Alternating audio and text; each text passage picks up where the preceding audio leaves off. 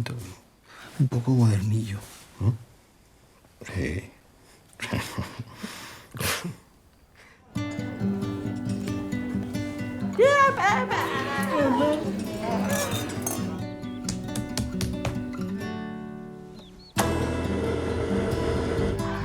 Y el bebé está bien, pero ya se sabe. Es que hay un 50% de posibilidades. Yo voy a estar contigo todo el tiempo. No te preocupes, vas a estar intentando. Es que tengo que interpretar, no me puedo ir. Mírame, Ángela, mírame. Te vamos a ayudar, ¿vale? La prueba no es concluyente, ¿vale? No nos dice si la niña oye o no oye.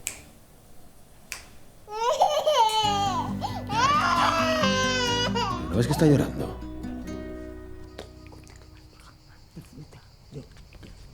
Pero ¿sabes lo que pasa? Que tú quieres una pareja sorda. Y una hija sorda. Pero me has elegido a mí. Y yo soy oyente.